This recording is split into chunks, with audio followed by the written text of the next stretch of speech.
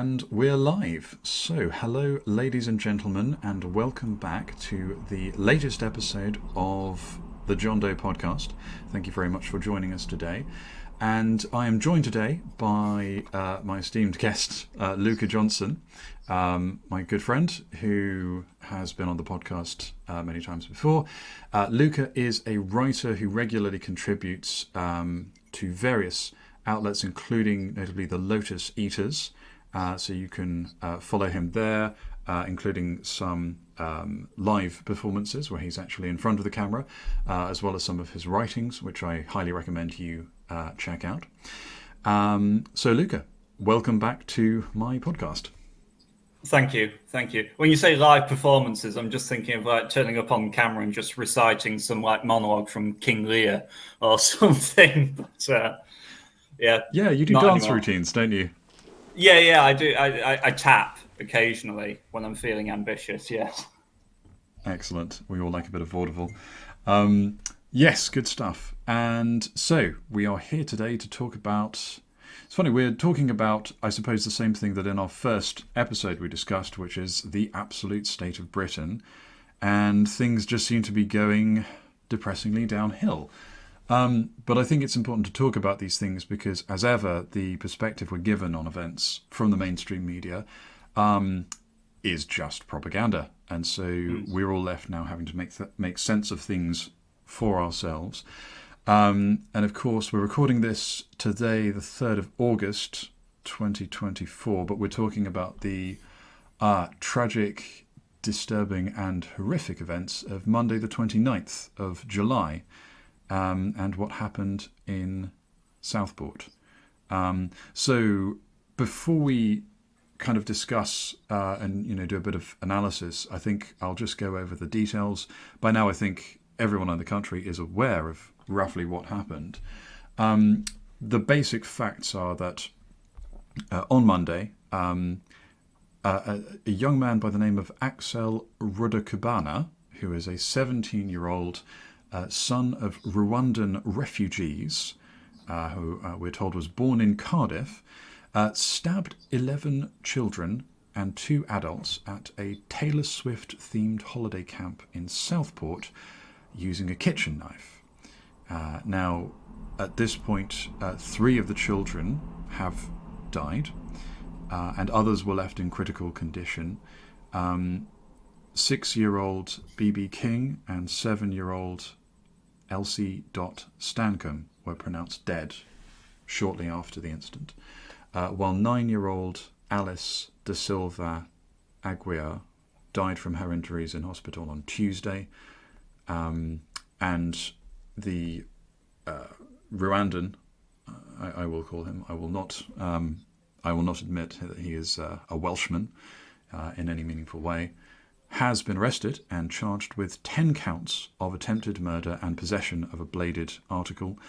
Now, whilst he's 17 currently, on next Wednesday, the 7th of August, next week, he will turn 18. And on account of that, and in the interests of combating misinformation about his identity, the judge ruled that they would reveal his name and identity. So that's how we know who he was.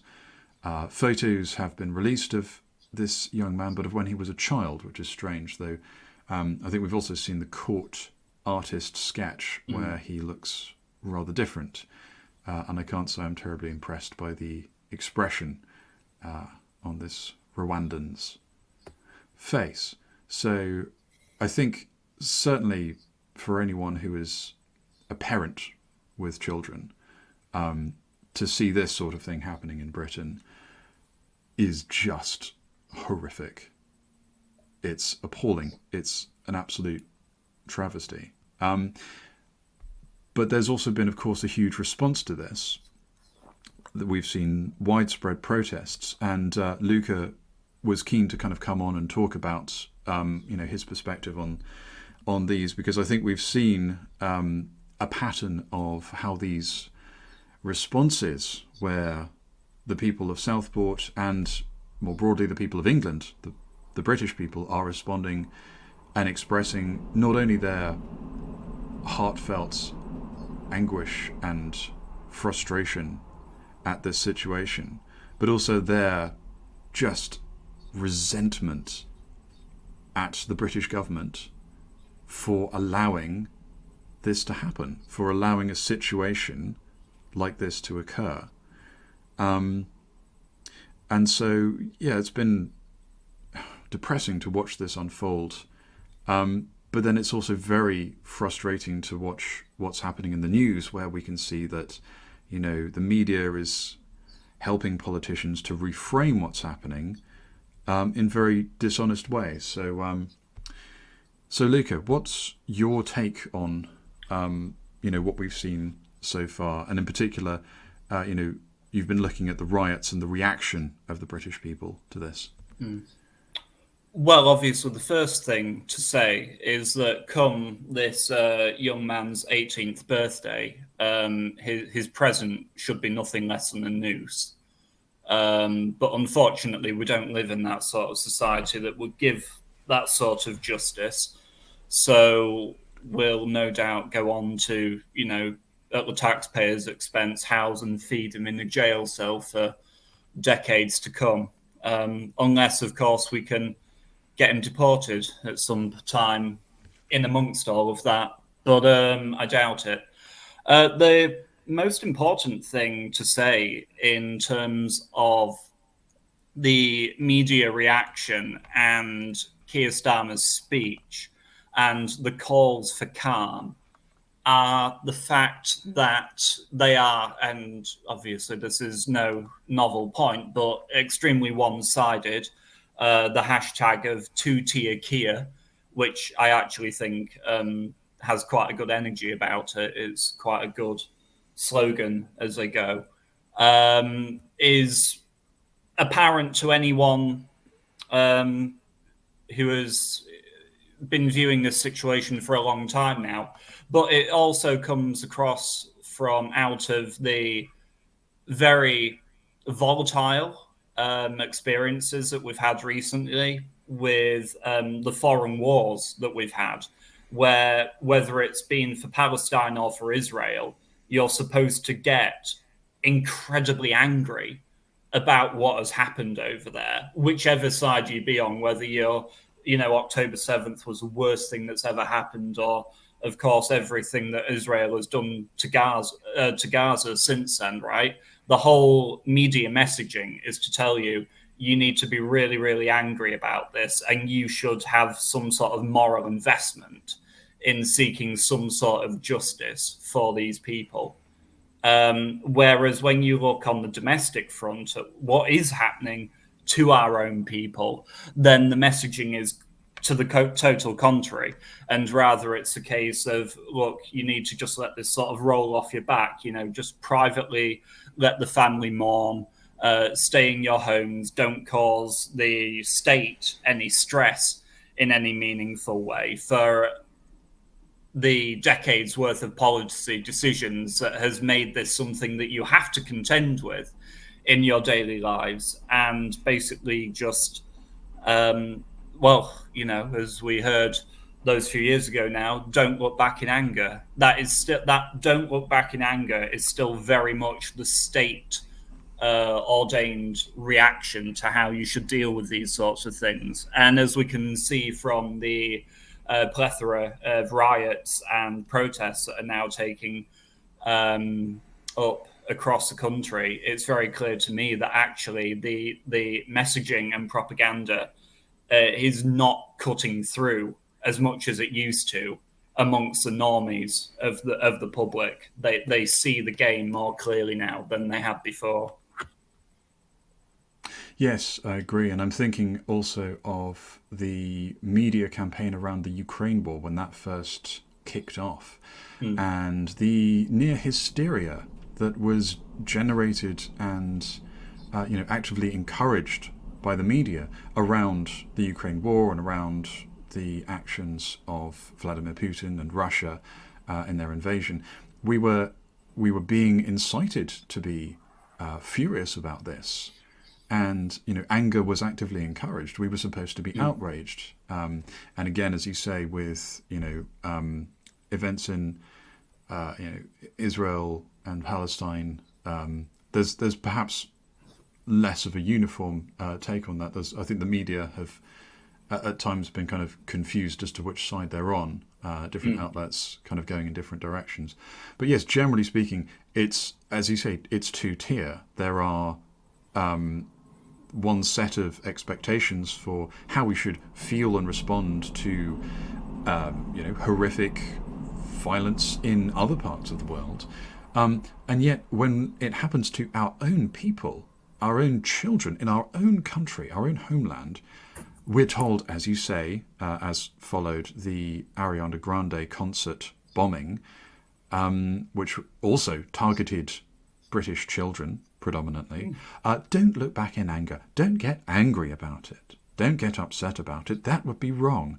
Just take it on the chin. Be like Gandhi. Just accept it, as though that's the morally righteous thing to do.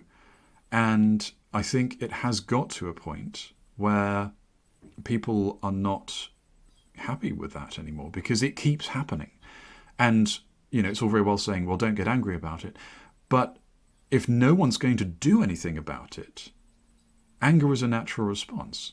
And I mean, anger is a natural response to threat, to danger, to seeing that you are under attack. It's a very innate primal feeling. And I mean, I myself, when I heard what had happened in Southport, my response was very emotional, very visceral. I didn't act on it. I didn't go outside and do anything. But I felt an instinctive energy to want to defend these innocent children, my people, from this threat, from these utter barbaric savages who are just picking up knives and stabbing people for no reason.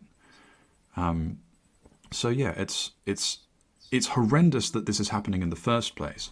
But I think, people feel utterly betrayed by the British government. And I don't think there's any confidence that the police are on our side or that they're going to do anything to protect us. And if a people is abandoned and effectively disenfranchised in that regard, and they're then subjected again and again, because there have been so many violent incidents recently. We could go through some of the things that have already happened this year and things that have been happening over decades. At a certain point, people are going to reach a breaking point where they lose faith in the system and they stop listening to what the elites are saying and they take to the streets. Now, whether that's the most productive thing to do is up for debate, but it's understandable. And I think the feelings and sentiments that motivate it are understandable. But perhaps we should have a look at how the government has responded to this. So, Luca, shall we play a bit of Keir Starmer's address? Yes, okay, let's try to endure that, shall we? Yeah, we'll put that on for a few minutes. Let me just bring this up and play some of this. Let's see. And time for the authorities in Merseyside. Oh yeah, they couldn't even get the audio to work professionally. With the families at the heart of this. Their pain is unimaginable. And so I call on everyone to give them, and indeed the wider community at Southport, the space to grieve. And time for the authorities in Merseyside to do their job. There will be a time for questions, and we will make sure that the victims and families in Southport are at the heart of that process. That's the very least that we owe these families. But we also owe them justice. So while there's a prosecution that must not be prejudiced, for them to receive the justice that they deserve, the time for answering those questions is not now. And I remind everyone that the price for a trial that is prejudiced is ultimately paid by the victims and their families who are deprived of the justice that they deserve. Let me now turn to the actions of a tiny, mindless minority in our society. Now let's just pause there and look at how he's framed that. A tiny, mindless minority in our society. So he's instantly trying to ostracize and demonize and isolate the people who have taken to the streets in anger, saying, "Oh, it's mindless." It's basically he's illegitimizing their actions, and you can understand why he kind of has to do that in government, but he doesn't seem to be acknowledging the cause. He seems to be reacting as though, they're just taking to the streets out of a clear blue sky for no reason. They just randomly thought of causing trouble. There was absolutely no reason for it. There's why are they doing this? They're just bad people. That's all there can be to it. They just threw a dart at a dartboard, and the number that it landed on just told them, "Hey, just go riot."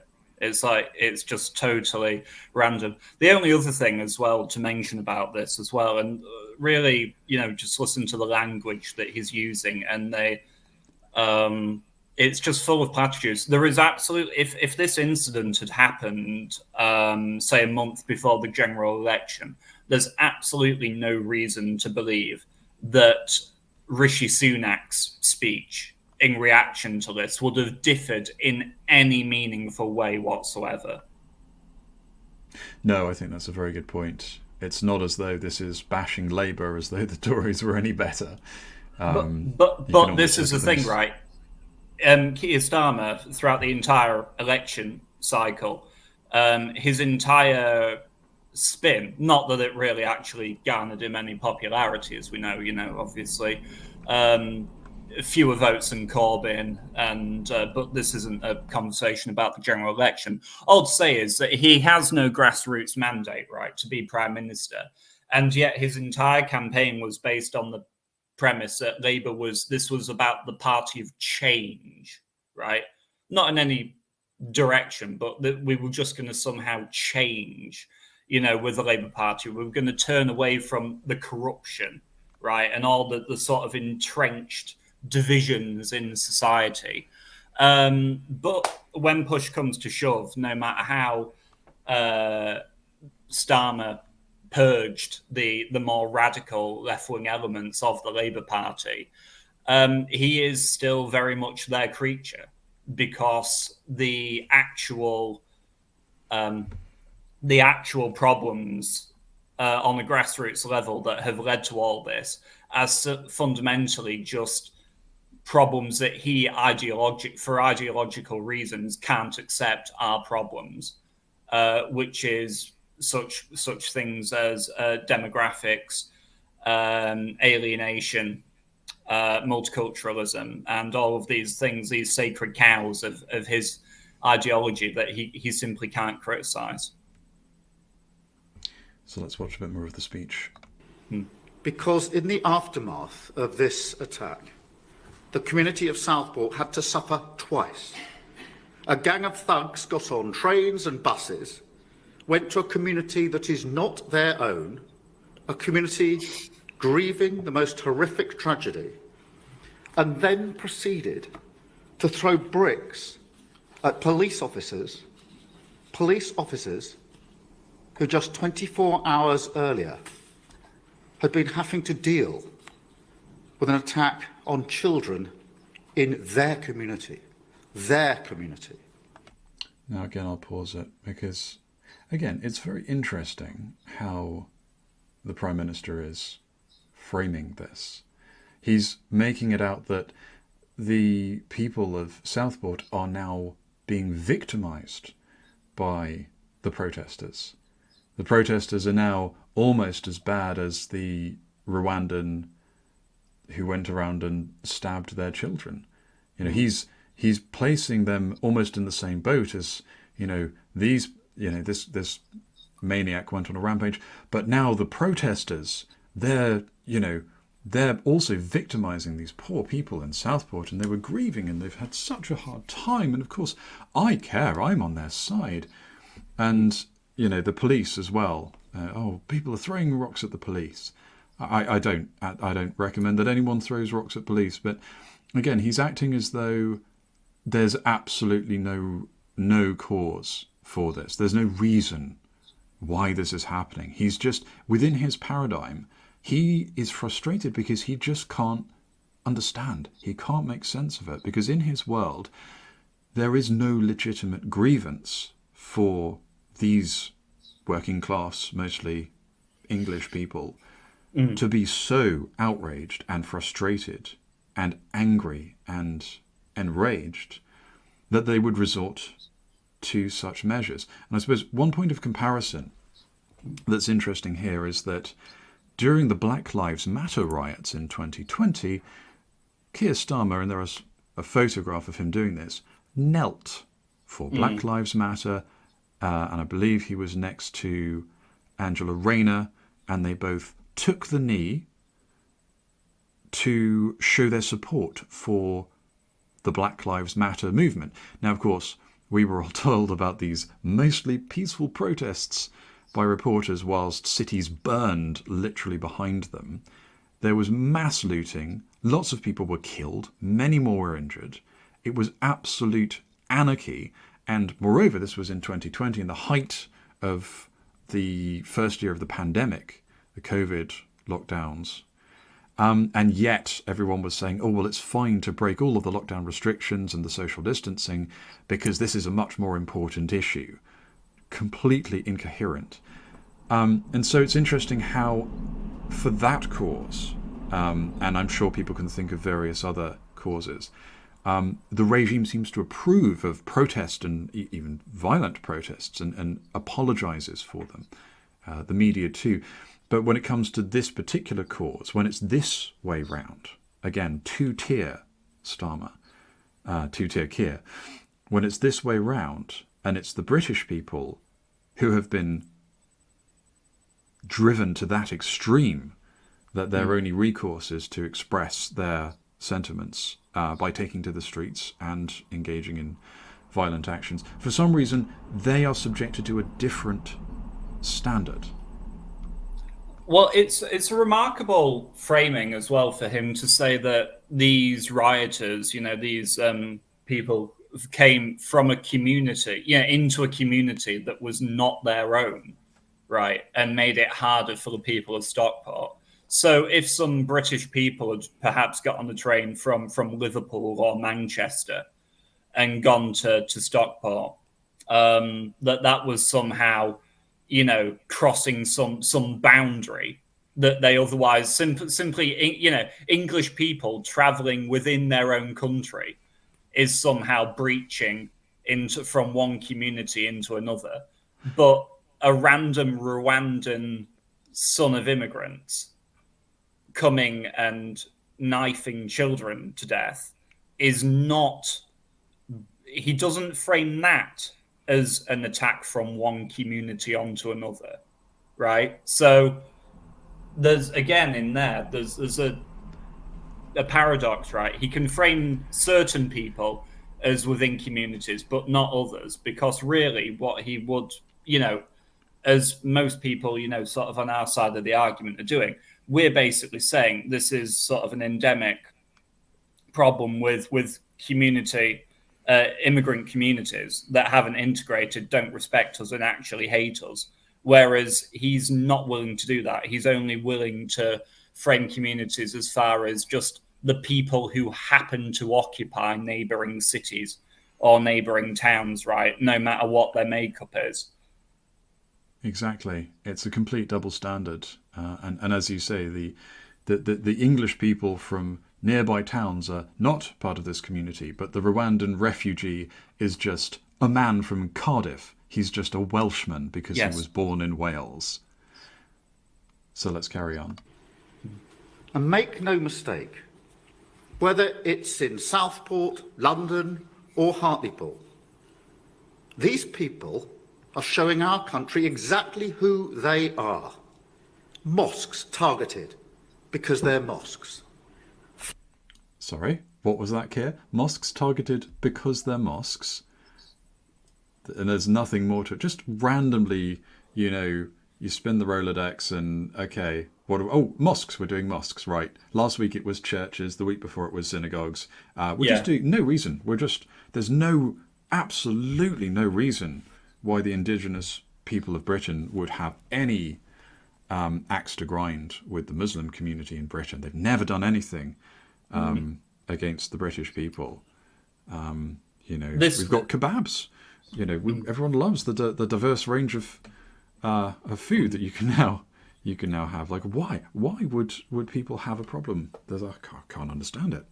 I would just say off the back of this as well that obviously there's two facets to the mosque attack, which is that one, obviously there was that misinformation going around that either the attacker himself, was a Muslim, or the fact that there was a second man at the vigil with a machete, who, again, the misinformation going around was that he was a Muslim. It seems on this one occasion, as best as we can discern, that neither of those two people were Muslims.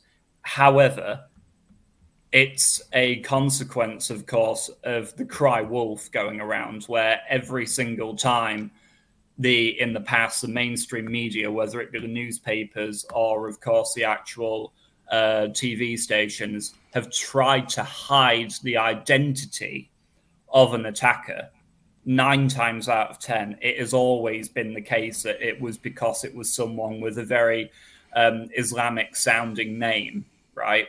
And so it's that thing where, well, all the pieces of information that we'd had up until this point, would suggest that when the media play those games, it's usually because there are Muslims involved, because they are a protected class. And the only second thing I would add to that as well is that we're only a few weeks out from what recently happened in Hare Hills in Leeds with the Leeds riots. And for all to see there, it was very obvious that those riots were just simply allowed to happen, right, with barely any police intervention, and that a large number of the people involved in those riots were Muslims. So, and obviously, subcontinent people. So it's really, and people saw that. And so there's this feeling that, they just got away with that a few weeks ago. So there's still that anger under the surface as well. Exactly. It's they want to frame it as though it's a completely bizarre and unreasonable expectation to think that, oh, well, it might be a Muslim. Why could you possibly think that? And they're acting as if we haven't had decades of terrorism from Muslims in Britain, as if 7/7 didn't happen, as if Lee Rigby wasn't hacked to death in the streets, as if we haven't had to endure so much violence with the Ariana Grande concert, the rampage around, there were a couple in London in the same year. David Amos. Yeah. It goes on and on and on, to say nothing of the organised child rape gangs operating in Rotherham and all around the country. It's at this point... School teachers going into hiding because of the consequences of blasphemy, socially enforced blasphemy laws in Batley. And these people act as though there's no reason to expect that when something horrendous, when someone's just been butchered in the street... why would you think it would be a Muslim person? Well, I mean, pattern recognition. That's why. Basic pattern recognition. Everyone can do it. It's not hard. It's just... Anyway, let's see if Mr. Starmer has anything else to say. Flares thrown at the statue of Winston Churchill. A Nazi salute at the cenotaph. And so I've just held a meeting with senior police and law enforcement leaders where we've resolved to show who we are. A country that will not allow understandable fear to curdle into division and hate in our communities. I just want to pause there. That this man has the temerity to speak on behalf of Britain. Like, we're going to show them who we are. Oh, you speak for Britain, do you, Starmer? As though anyone voted for him for any reason other than that they hated the Tories. Maybe a Right. handful, maybe a few people. But most people who voted Labour because the Tories betrayed the British people so consistently and deeply and shamelessly and unforgivably that they would vote for anyone. And a lot of people voted tactically. But of course, Starmer got fewer votes than Corbyn when, there was. I mean, he does not have. I think you said this before. Like, he doesn't have a strong democratic mandate. And, No, not he's- whatsoever. And so everything, but we've got 5 years of this, right? We've just had the election. So with this speech, he's really setting the tenor for what his government's outlook is going to be going forward. There's so many little signals and messages you can pick out from this, whether he means to or not, because frankly, I don't think he's smart enough to really know just how many signals he's giving away as to what his intentions are and whose side he's on.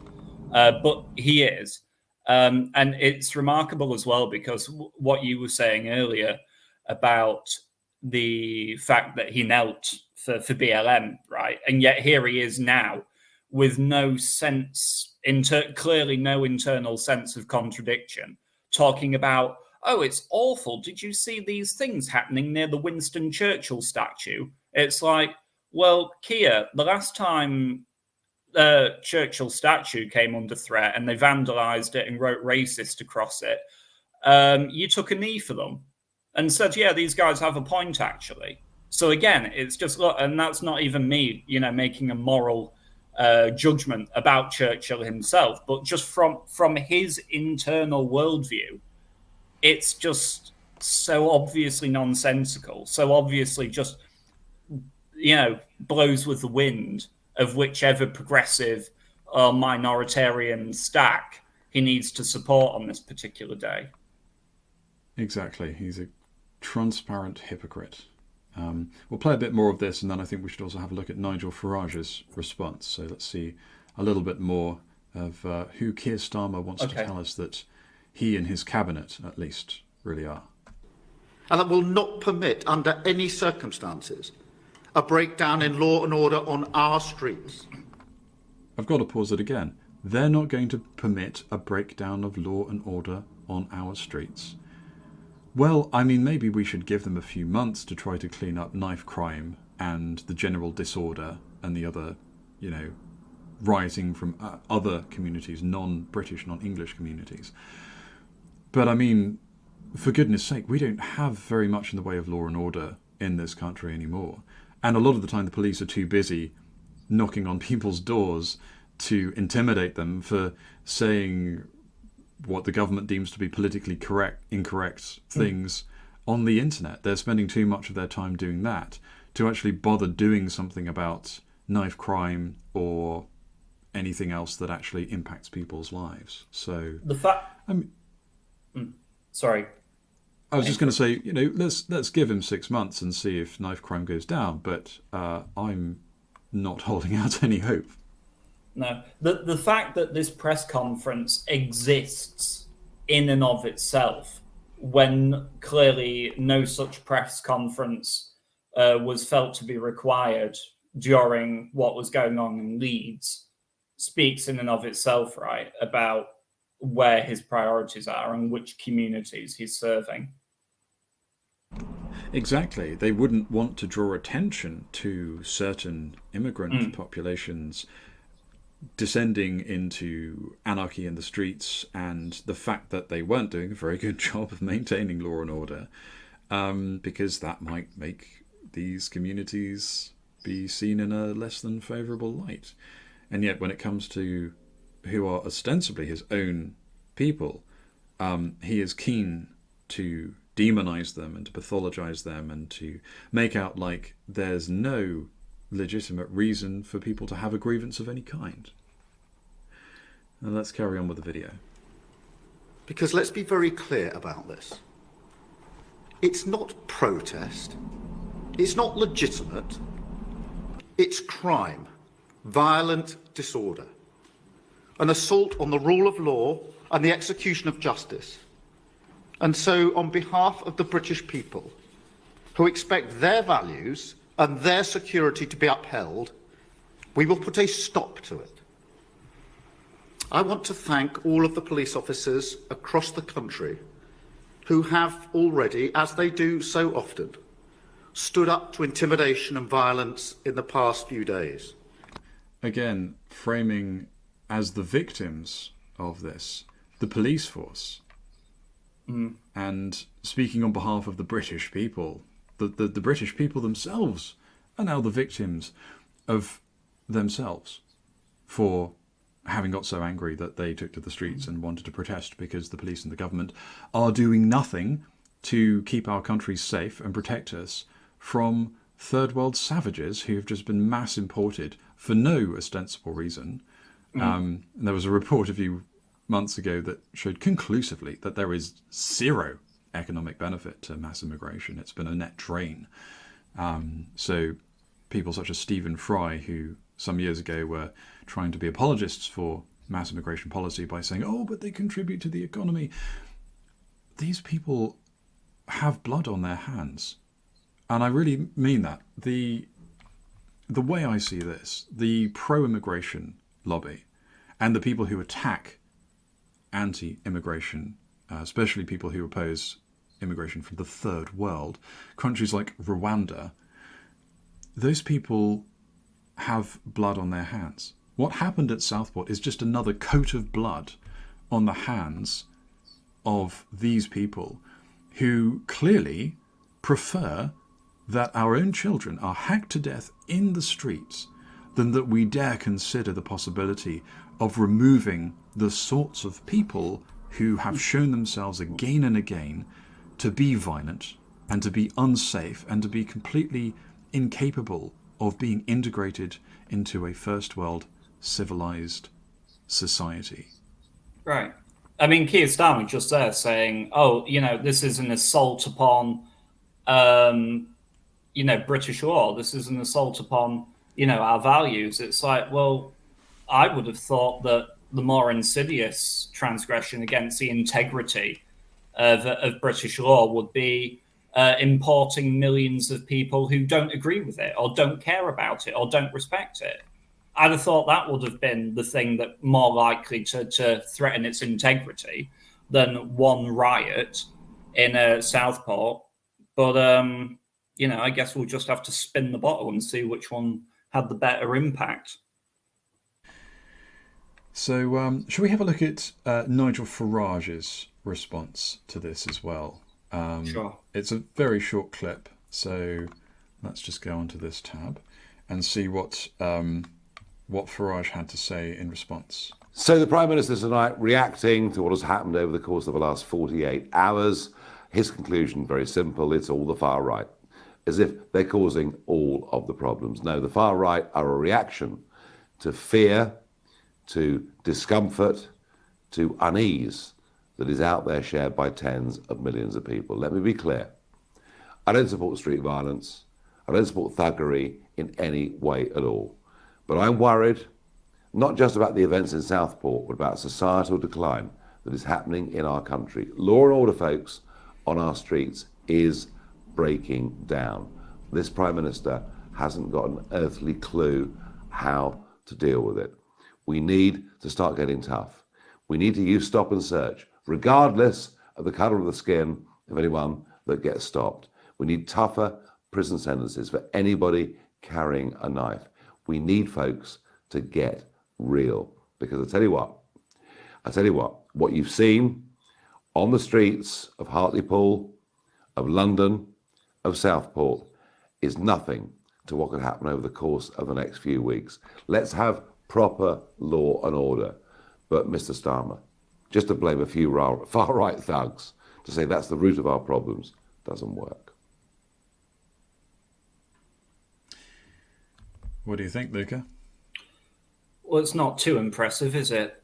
I mean, first of all, he immediately just concedes the ground that actually, all these people who were in Southport, they are far right, right? He just sort of says, yeah, okay, these guys were far right, but sort of behind them are, as he says, tens of millions of, I suppose, not far right people. So it's very confusing because on one hand he says, look, they sort of embody the sentiments of millions, but on the other hand they have to be totally disavowed. So the messaging isn't particularly clear. The other thing as well is that within that he only really dives into the sort of nebulous talking point about just law and order, right? About just applying the law equally, which, don't misunderstand me, applying the law equally in this situation would be an improvement over where we are now. But the fact of the matter is that in your heart of hearts that Nigel knows that there are people in this country who just shouldn't be here, right?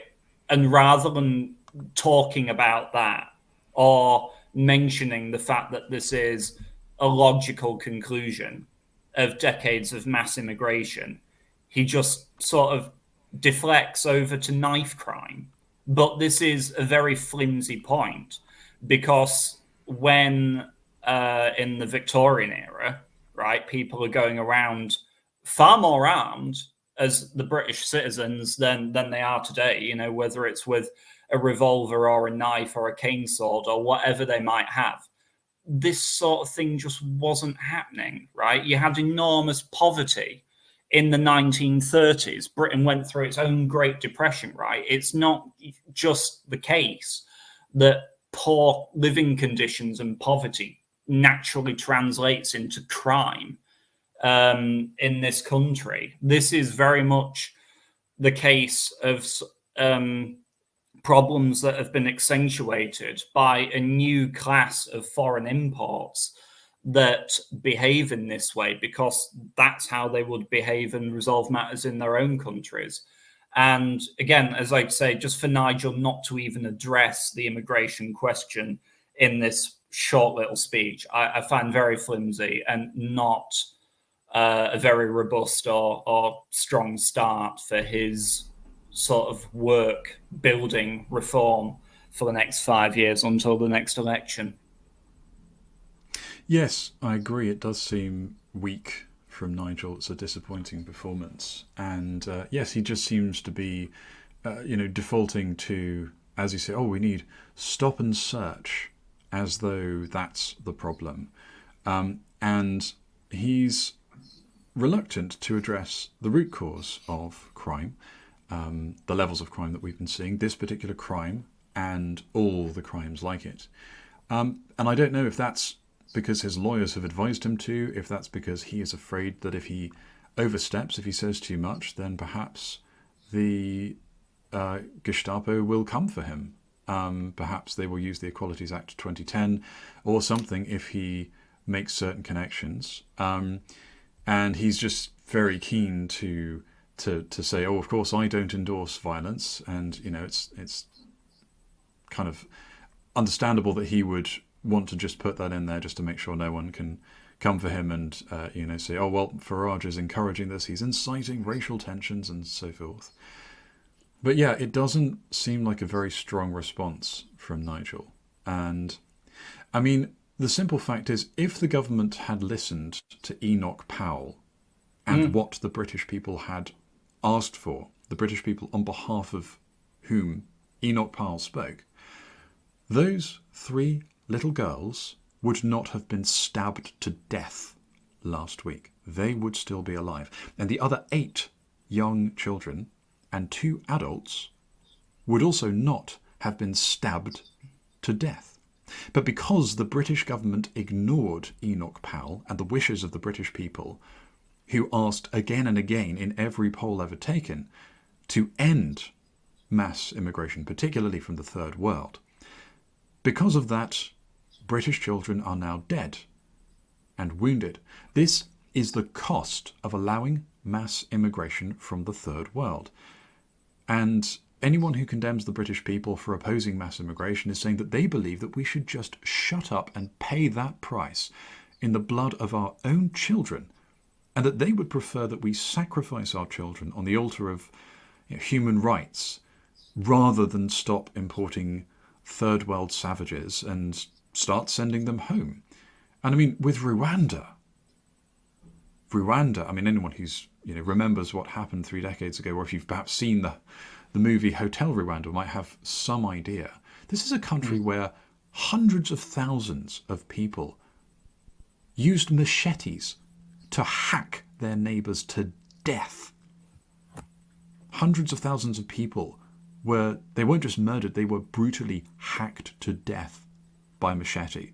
These people are savages. They are barbaric. They are not civilized. And the idea that you can simply uproot, import, and parachute in some family from that society, just drop them into Cardiff, and expect that they're going to behave like the average Welshman is like taking a Rottweiler puppy and putting it in with a litter of Labradors and expecting that it's going to grow up to be soft and gentle. No, it's probably still going to maul someone's face off. And it's the fact that everyone is so terrified of acknowledging that self-evident truth that politicians are paralysed to do anything about it.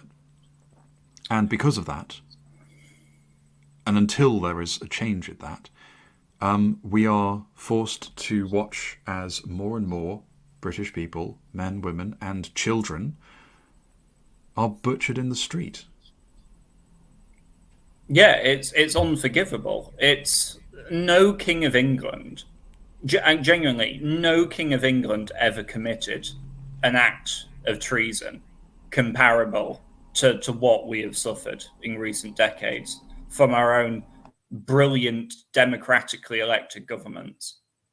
Like it's honestly insane that this continues to go along for so long. But not just that it continues to go along for so long, but just that the charade must continue to be played, right? That they're just willing to, even if they can accept that mass immigration has been a disaster, and genuinely, for what it's worth, I don't think they can, right? I don't think they are genuinely able to even admit to themselves what a colossal mistake this has been, and that we're now sort of forced to suffer and live with. Because it's, as you say, it's not just the fact that it's happened, it's the fact that you're basically told that you have to feel a certain way about it, that you have to like it, that you have to basically acknowledge how enriched our society has become because of it, right? And I'm not actually in the habit of being told how I have to feel about anything. I'll decide that for myself, actually. And when you put all the evidence before our eyes, it's clear for all to see that it represents an existential threat and has already taken the lives of far too many of our people who had the right to just grow up safe in England, which had always historically been a very safe country. And yeah, it's an absolute catastrophe on every level.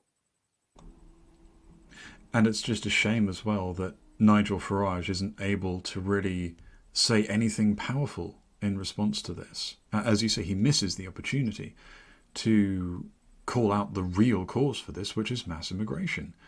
And I don't know if that's because he thinks that it will just never change, because that just has to be the way it is. And I mean, it's also bizarre because he, as well as Keir Starmer, both of them, are only in their respective positions because the Tories, after promising again and again and again, as Nigel Farage pointed out in his campaign, to reduce mass immigration, they every time did completely the opposite and increased it. And it was because of that betrayal, because they lied and they went back on what they promised and they did the opposite, that they were booted out by the British people, rightly so. And I mean, I have nothing but contempt for any Tory MP at this point. It's a strange thing where I often find that I have this thing in common with leftists, is that, you know, they hate the Tories. I think I hate them more than you, or at least as much. It's a strange kind of handshake over the divide. You're right, thing to have in common. The Anakin meme of him just grinning about, but another thing as well with all of this is just the fact that, look, I have no doubts at all that Nigel has some very powerful enemies, right, who really wished he wasn't in the picture and are trying tooth and nail to get rid of him, whether it's, you know, through petty tactics such as, you know, just whinging to Ofcom anytime he, you know, puts across a point of view on GB News or something, or having him, you know, investigated by the I can't remember the specific names for it, but like basically the Standards Bureau for MPs, you know, in Parliament, you know, and there was obviously the question in the air over in the election cycle of whether or not Farage himself is basically containment for the regime.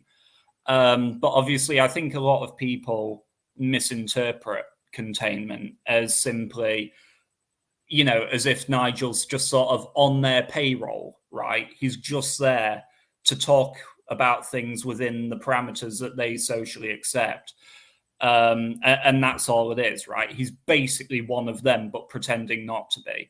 And I don't think that that's the case, right? There are different types of containment. You can be containment without realizing that you are containment, or without acknowledging yourself as containment, simply because the views you espouse are within themselves not quite as far as you need go, but they're all you personally morally feel you can palatably push towards. But I think one example of where Farage showed himself not to be containment was actually during the election, when he sort of doubled down on the whole Russia and Ukrainian war that was going on, which was obviously very unpopular and really got the establishment's knickers in a twist. So I don't think he is being willfully obstructive to sort of the native interests, but I just think that fundamentally we are putting our eggs in the basket of a man who, when push comes to shove, will not be willing to go far enough to do what needs to be done and remedy these problems. I feel like he'd play whack-a-mole with the symptoms, but not actually uproot the cause. Indeed. And I think really it's a depressing reality, but I think it's something that we should just kind of accept, that right now there isn't a political solution. There is not a political party that actually has an idea of what would need to be done to simply make Britain safe again for the British people, to make Britain a British country where British culture, British values, and, you know, Britain itself is our home and is somewhere that's safe, that we can flourish and prosper, and where our children can play in the streets without us having to worry that disgusting predators from abroad have swooped in and will try to prey upon them. And of course, I can already hear that the tired, pathetic leftist response to this. Oh, but white people do things too. English people do this too. And I always think that's as stupid as saying that, you've been diagnosed with cancer, Mr. Smith. We recommend that you have some treatment. And Mr. Smith saying, oh, but I also have tonsillitis. I've got other things wrong. It's like, yeah, but we should probably still treat the cancer. Just because there are other illnesses, just because there are other things wrong, doesn't mean that we should just accept that, as Sadiq Khan would say, this is all part and parcel of living in a modern city or a modern Western country. Because no, it bloody well shouldn't be. Yeah, no, actually, it's that thing, right? That even though London right now is obviously 37% English, and all signs and portents basically point towards that demographic getting smaller and smaller under present circumstances and conditions, and in no way being alleviated or becoming more English over time. That doesn't mean actually that you just sort of accept it, right? No, like the end game of all of this is to work towards reclaiming our homeland again. That's what it's all about. And so if we just sort of accept each of our city as captured castles in this war, it's like, well, you are going to have to start, taking them back eventually, right? They're not just chess pieces that can never be retaken, or you can't reset the board and start playing again. Like the whole point of this is that eventually we get to a point where our children get to grow up in a safer country, and it's their birthright to do so, because it's what our ancestors had themselves growing up in the Victorian era and the Edwardian era, basically right up until 1945. And so, yeah, it's we don't never just accept that things are this way, accept that they are like this in the meantime, absolutely, but always have your eye and ambition towards changing things in the long term. Indeed. So I suppose, whilst we can hope that Nigel Farage decides to make more of a stand about the issues that he was elected to stand for, and to stand up for the people who elected him, and to really push the issue of immigration, we can hope that reform perhaps develops into something more substantial. But I wouldn't put too many eggs in that basket, because I think there are huge limitations to where that can go. And I suppose with this whole question, it always comes back to, what can we do? What essentially we're admitting, which perhaps is quite embarrassing for a lot of British people, and those who haven't really been following what's happening and haven't put all the pieces together yet might not be willing to come to this conclusion, is that the Britain that we were brought up to believe in has, as a civilization, already all but collapsed. This is not the country that even we grew up in, much less the country that our parents grew up in, and certainly the country that our grandparents were raised in and fought in the wars to protect is a thing of the past. It's gone.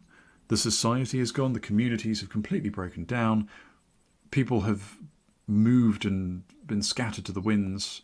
They live much more nomadic lifestyles. We don't have local communities. All the pubs are closing, and people have stopped having families, and partly that's because it's too expensive, partly that's because values have changed, partly that's because of the sexual revolution, and also that divorce has been made much more easy to obtain, as has contraception, and values have shifted. People are no longer religious, people are no longer going to church at any rate. And we've also had a complete degradation of the self-image and esteem of ourselves as a nation, as Britain. Britain used to be not just a big player on the world stage. We were once the greatest power in the world. We used to rule 1/4 of the Earth's landmass.